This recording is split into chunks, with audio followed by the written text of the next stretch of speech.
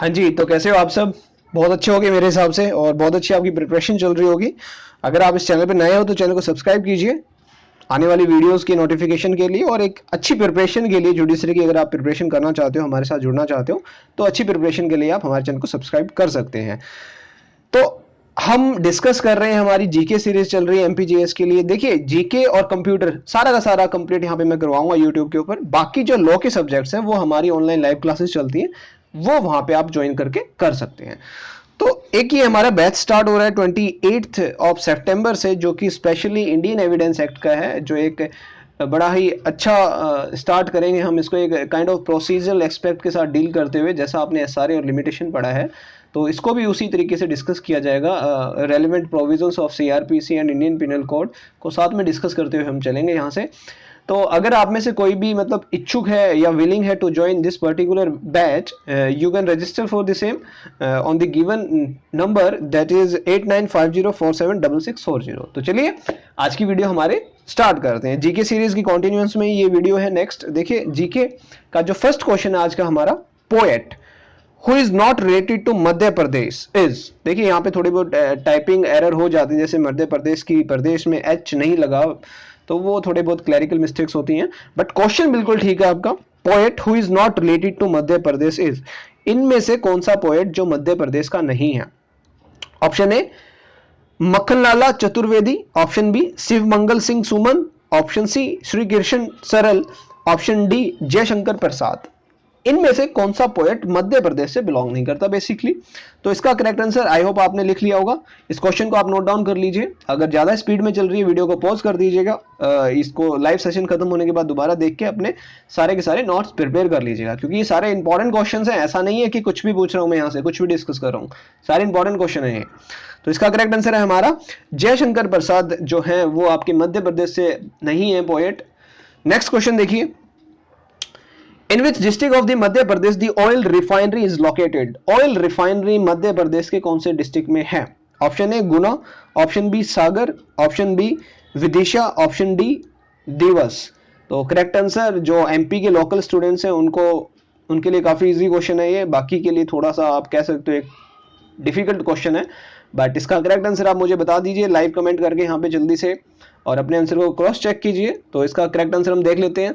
देखिए correct answer है इसका जो आपका सागर है। सागर बेसिकली जहाँ पे आपका एमपी का जो एग्जाम होता है जुडिशरी का, उसके लिए भी सेंटर अलॉट किया जाता है सागर के अंदर। तो सागर डिस्ट्रिक्ट जो है वहां पे ऑयल रिफाइनरी लोकेट करती है एमपी के अंदर। ठीक है, चलिए नेक्स्ट क्वेश्चन पे चलते हैं। Which one of the following states has the largest area under forest? वन, जंगल सबसे ज्यादा कौन से स्टेट के अंदर है? मध्य प्रदेश, मेघालय, झारखंड, मिजोरम। सारे ही ऑप्शंस बड़े सिमिलर से हैं। काफी टेक्निकल क्वेश्चन होने वाला है, थोड़ा डिफिकल्ट लेवल पे चला गया ये क्वेश्चन। वीडियो को बिल्कुल एंड तक देखिएगा। देखिए डेली बेसिस पे आ रही है जीके की वीडियो, आप मिस करोगे आपका नुकसान है। 10 to 12 क्वेश्चन डेली हम डिस्कस कर रहे हैं, तो आप मान के चलिए 10 दिन में 100 प्लस क्वेश्चन आपके डिस्कस हो जाएंगे। 30 डेज में 300 प्लस, तो 100 डेज में 1000 प्लस क्वेश्चंस आप जीके के यहां से कवर अप कर सकते हो, और वहां से एग्जाम में आने के बहुत सारे क्वेश्चंस के चांसेस हैं। तो करेक्ट आंसर इसका है लार्जेस्ट एरिया मध्य प्रदेश, क्योंकि ये क्वेश्चन मध्य प्रदेश से रिलेट करके ही पूछा गया है यहाँ पे। तो जो लार्जेस्ट एरिया है अंडर फॉरेस्ट वो एमपी का है। ठीक है, नेक्स्ट क्वेश्चन देखिए, Periyar wild life sanctuary famous for is large elephant population is situated in. तो ये एक पेरियार वाइल्ड लाइफ सेंचुरी है जहां पे ये माना जाता है कि वहां पे बड़े बड़े हाथी होते हैं, लार्ज एलिफेंट पाए जाते हैं, पॉपुलेशन के हिसाब से भी काफी ज्यादा है वहां पे। तो वो कौन से स्टेट में सिचुएट करते हैं? मध्य प्रदेश, केरला, तमिलनाडु, आंध्र प्रदेश। ये क्वेश्चन आपका लगभग सही होना चाहिए सबका, क्योंकि मूवीज में भी हमने कई बार देखा है। और इसका बिल्कुल सिंपल सा आंसर है, इसका आंसर है केरला। केरला टूरिज्म की अगर आप वीडियो देखते हो तो वो ऐसे हाथी से ऐसे पानी ऐसे फेंकते हैं, तो वहां से आप कोरिलेट करके कुछ क्वेश्चंस ऐसे होते हैं जिनके आंसर आप जर्नली भी दे सकते हो, उसके लिए आपको पढ़ने की जरूरत नहीं होती। तो यहाँ पे Kerala is the correct answer, जहां पे ये आपकी पेरियार वाइल्ड लाइफ सेंचुरी है जिसके अंदर बड़े बड़े हाथी पाए जाते हैं। नेक्स्ट क्वेश्चन देखते हैं, the newspaper brought out by बाल गंगाधर तिलक टू प्रमोट नेशनलिज्म वॉज। ये क्वेश्चन बड़ा अच्छा है क्योंकि हिस्ट्री का क्वेश्चन है ये, और आजकल जो एमपीजीएस का पैटर्न चल रहा है, हिस्ट्री भी पूछते हैं, मेडिकल हिस्ट्री भी पूछते हैं, और थोड़े बहुत मेडिकल फील्ड से भी पूछते हैं। बेसिकली बायोलॉजी के क्वेश्चंस आते हैं, ह्यूमन बॉडी से रिलेटेड क्वेश्चंस पूछ लेते हैं, तो ऐसे क्वेश्चंस भी आ रहे हैं। तो ये भी बड़ा इंपॉर्टेंट क्वेश्चन है कि कौन सा न्यूज़पेपर था जो आपके बाल गंगाधर तिलक जी थे, उन्होंने नेशनलिज्म को प्रमोट करने के लिए इशू किया था, बनाया था। तो करेक्ट आंसर इसका बताइए। आपके पास 4 ऑप्शन है, युगांतरी, केसरी, देशभक्ति एंड क्रांति। तो करेक्ट आंसर है इसका आपका option number B, Kesari newspaper जो था वो बाल गंगाधर तिलक लेके आए थे for the promotion of nationalism. ठीक है, इसको वन लाइनर में लिख लीजिए, इंपॉर्टेंट क्वेश्चन है आपका ये। नेक्स्ट क्वेश्चन पे चलते हैं। Who among the following first used the term Swaraj? Swaraj movement के बाद आपने पढ़ा होगा स्वराज मूवमेंट के बारे में। तो स्वराज जो वर्ड था उसको सबसे पहले किसने यूज किया? महात्मा गांधी, दादा भाई नौरोजी, बाल गंगाधर तिलक, गोपाल कृष्ण गोखले। तो करेक्ट आंसर बताइए, स्वराज से रिलेटेड क्या है? स्वराज मूवमेंट आप सबको पता है और ये इंपॉर्टेंट क्वेश्चन है एमपीजेएस के लिए, इसको इंपॉर्टेंट मार्क करके लिखिएगा। हाँ जी, चलिए फटाफट बताइए, लाइव कमेंट कीजिए। चलिए करेक्ट आंसर है इसका आपका दादा भाई नौरोजी जो थे, उन्होंने पहली बार स्वराज वर्ड को यूज किया था, उस टर्म को यूज किया था, वो लेके आए थे स्वराज टर्म को। तो ये याद रखना है आपको, स्वराज टर्म जो थी दादा भाई नौरोजी ने यूज की थी। ठीक है, नेक्स्ट देखिए, अच्छी चल रही है ना प्रिपरेशन? देखिए स्ट्रेस मत लो यार, आराम से करो। 10 मिनट की वीडियो या 12 मिनट की वीडियो हंसते खेलते भी देख लेते हो आप, वैसे भी यूट्यूब पे कुछ कुछ देखते रहते हैं, तो आराम से देखिए, आराम से समझ में आएगा। नोट्स बनाइए साथ के साथ में और अच्छे से प्रिपेयर कीजिए without feeling any kind of depression. ठीक है, मोटिवेटेड रहिए। देखिए द फेमस कालिदास सम्मान, सम्मान जो देते हैं हम, किसी का सम्मान करना, वही बात है यहाँ पे। द फेमस कालिदास सम्मान from Madhya Pradesh government is not given in which of the following fields? किस फील्ड में नहीं दिया जाता? Classical music, literature, theatre, classical dance. ये आप ऑप्शन को बाइफरगेट करके इस क्वेश्चन का आंसर दे सकते हो। बताइए जल्दी बताइए इसका आंसर क्या है? हाँ जी, चलिए देखिए इसका आंसर मैं बताता हूं आपको। इसका आंसर है आपका लिटरेचर। देखिए classical music, theatre, classical dance, ये तीनों एक कैटेगरी की टर्म्स हैं। म्यूजिक, थिएटर, डांस तीनों एक दूसरे से कोरिलेट कर रही है, बट लिटरेचर थोड़ा दूसरी तरफ जा रहा है, समझ रहे हो? तो कई बारी ऑप्शंस को अगर आप अच्छे से ध्यान से देखोगे तो ऑप्शन में ही आंसर होता है आपका बेसिकली। यहां पे अगर मैंने जैसे क्वेश्चन में पूछा गया, जो फेमस कालिदास सम्मान है वो किसको नहीं दिया जाता, कौन सी फील्ड में नहीं दिया जाता?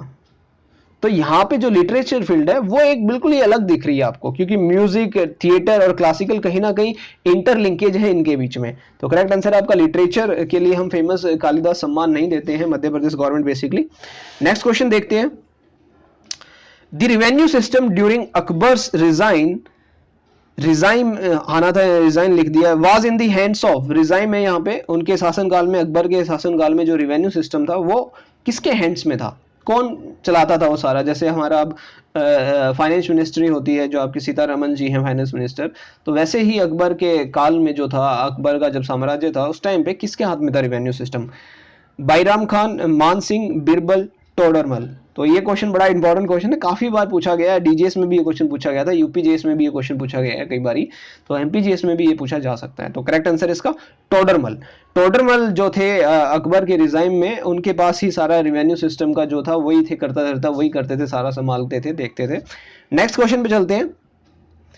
विच one of the following is called white gold? ये क्वेश्चन एमपीजीएस में आजकल आने लग गए हैं, थोड़े से साइंस से रिलेटेड क्वेश्चन वो पूछने लगे हैं। इनमें से कौन सा जो है उसको हम व्हाइट गोल्ड के नाम से भी जानते हैं? Mercury, platinum, petroleum, none of the above. ये बिल्कुल इजी है, बिल्कुल इजी क्वेश्चन है। वुमेन्स की डिमांड होती है, खासकर लड़कियों की डिमांड होती है। आजकल गोल्ड नहीं मांगती लड़कियां, आजकल लड़कियां प्लेटिनम के नेकलेस मांगती हैं। तो करेक्ट आंसर है व्हाइट गोल्ड जो है वो है आपका प्लेटिनम। ठीक है, जो एक सिल्वर की तरह होता है उसको हम व्हाइट गोल्ड बोलते हैं। हाँ जी, नेक्स्ट देखिए क्या है। Which one of the following diseases is caused by virus? Virus से कौन से डिजीज होती है, कौन सी बीमारी होती है? Number 1 diphtheria, malaria, cholera, hepatitis. तो ये क्वेश्चन आजकल देखिए एमपीजीएस की जो एक सिस्टम चला आ रहा है, अगर आप प्रीवियस 5 ईयर क्वेश्चन पेपर उठा के देखेंगे तो वो कहीं ना कहीं इन चीजों को भी पूछने लग गए हैं अब जीके के अंदर। जीके सिर्फ एक उस चीज से नहीं है कि आपसे हिस्ट्री पूछी जाएगी, आपसे नेशनल या उस लेवल से पूछा जाएगा, नहीं, ये इन चीजों को भी इंक्लूड करने के जनरल नॉलेज का क्वेश्चन है ये। तो इसका करेक्ट आंसर आपका हेपेटाइटिस जो होता है वो आपका एक डिजीज है जो कि वायरस से फैलता है। और आने वाले टाइम में जो एमपीजेएस का एग्जाम हो, कोविड-19 से काफी सारे क्वेश्चन आने के चांसेस, तो उसको ध्यान में रखिएगा। पेंडेमिक एक्ट से क्वेश्चन आ सकता है आपका, कोविड-19 से आ सकता है, ठीक है। Next question, what was the capital of British India prior to New Delhi? British India की कैपिटल क्या थी दिल्ली से पहले? बॉम्बे, मद्रास, कलकत्ता, लाहौर। ये सबका सही होना चाहिए और ये क्वेश्चन बड़ा इंपॉर्टेंट क्वेश्चन बनता है क्योंकि कहीं ना कहीं हिस्ट्री से बिलोंग करता है, तो ये एमपीजेएस में ऐसे क्वेश्चन पूछे जाते हैं। तो करेक्ट आंसर है इसका कलकत्ता, जो थी जहां पे ईस्ट इंडिया कंपनी सबसे पहले आई थी, तो वो ब्रिटिश इंडिया की कैपिटल थी दिल्ली के बनने से पहले। उसके बाद में हमारी न्यू दिल्ली को कैपिटल बना दिया गया था, ठीक है, इसको याद रखिएगा। एक और क्वेश्चन है यहाँ पे, strongest muscle of the body is located in. ये बड़ा इंपॉर्टेंट क्वेश्चन है, ये बिहार जुडिशरी में पूछा गया था और ये इंपॉर्टेंट है एमपीजीएस के लिए भी क्योंकि कहीं ना कहीं बायो से रिलेटेड क्वेश्चन है और आजकल एमपीजीएस टर्न कर रहा है बायोलॉजी की तरफ से, वहां से भी क्वेश्चन पुट कर रहा है। तो यहाँ पे जो हमारी बॉडी की मसल है, सबसे स्ट्रॉन्गेस्ट मसल कौन से होते हैं? बाइसेप्स, जॉ, लेग्स, चेस्ट, सबसे स्ट्रॉन्गेस्ट मसल। तो इसका करेक्ट आंसर आपकी जो ऑप्शन बी है, जॉ। जॉ वाली मसल जो होती है आपकी, वो सबसे स्ट्रॉन्ग मसल होती है आपकी बॉडी के अंदर। तो आई होप आज के लिए इतना ही। आई होप आपके काफ़ी सारे क्वेश्चन सही होंगे। मुझे आप नीचे बता सकते हो सर मेरे इतने सही हैं, इतने गलत हैं, तो आप इंप्रूव कीजिए उस हिसाब से। डेली वीडियोस को रिवाइज कीजिए। देखिए वीडियोस को रिवाइज करना थोड़ा डिफिकल्ट हो जाता है, बट जो आप साथ के साथ में नोट्स बना रहे हो उन नोट्स को सुबह उठ के रिवाइज कीजिए। आई थिंक ये 4th वीडियो, तो 40+ क्वेश्चंस आपके हो चुके हैं जीके के। अगर आप चाहो तो दोबारा से उन वीडियोस को चला के आप चेकआउट कर सकते हो कि आपके कौन कौन से क्वेश्चन सही हो रहे हैं, कौन से क्वेश्चन गलत हो रहे हैं। रिवीजन कीजिए बार बार, ठीक है। और कंप्यूटर की भी वीडियो आएगी नेक्स्ट सैटरडे संडे को, कंप्यूटर की वीडियो आएगी, तब तक हम जीके कंटिन्यू करेंगे क्योंकि कंप्यूटर हमारा ना 10 मार्क्स का आएगा, जीके 20 की आएगी, इसलिए जीके के ऊपर थोड़ा ज्यादा हमें फोकस करना है क्योंकि जो आपका ओवरऑल 40 मार्क्स का जो है वहां पे सिस्टम, उस 40 मार्क्स में से आप मिनिमम 25+ लेके चलिए, वो आपको स्कोर करना पड़ेगा, तब आप कहीं ना कहीं एक प्री की कट ऑफ को क्लियर कर पाएंगे। क्योंकि 110 मार्क्स का तो आपका लो है, लो सबका वैसे भी बहुत अच्छा होता है, तो वहां पे 110 में से आपको 105 तक या 100 तक स्कोर करोगे और यहाँ पे 25+ स्कोर करोगे, तो तब आप 130+ को टच कर पाओगे। और कट ऑफ भी इतनी ही जाती है आपकी, 130 से अबव रहेगी या 135 इतनी क्रॉस कर जाएगी कट ऑफ। तो इस चीज़ का ध्यान रखिए। और हाँ, हमारे बैच से जुड़ना चाहते हो या हमसे कोई भी आप पर्टिकुलर सब्जेक्ट भी पढ़ना चाहते हो तो आप हमसे कॉन्टैक्ट कर सकते हो दिए हुए नंबर पे, बिना किसी हेजिटेशन के बहुत अच्छे से बढ़ाया जाएगा, ऐसी कोई प्रॉब्लम नहीं आएगी आपको। अगर आपको समझ में नहीं आ रहा तो आप हमसे डिस्कस कर सकते हो और आप यूँ कहोगे कि सर नहीं मुझे तो पढ़ना ही नहीं है, फीस रिफंड कर दीजिए, आपकी फीस भी रिफंड हो जाएगी, ठीक है। चलिए मिलते हैं नेक्स्ट वीडियो में, तब तक के लिए रिवाइज कीजिए और अच्छे से पढ़िए, लॉ को भी थोड़ा ध्यान दीजिए। लोकल एक्ट्स के ऊपर भी हम कुछ क्वेश्चंस लेके आएंगे, 1-2 वीडियोस बनाएंगे क्योंकि लोकल एक्ट्स में ज़्यादा कुछ है नहीं पूछने के लिए, कुछ क्वेश्चंस हैं जिनको हम भी पुट करते हैं और एमपीजेएस भी आई होप वहीं से पुट करे। चलिए मिलते हैं नेक्स्ट वीडियो में, तब तक के लिए bye bye, good luck and best wishes. थोड़े बहुत सॉन्ग सुनिए अच्छे अच्छे और रिलैक्स कीजिए, एक्सरसाइज कीजिए रेगुलर बेसिस पे। चलिए सी यू। चैनल को सब्सक्राइब कर लेना, ठीक है, बाय।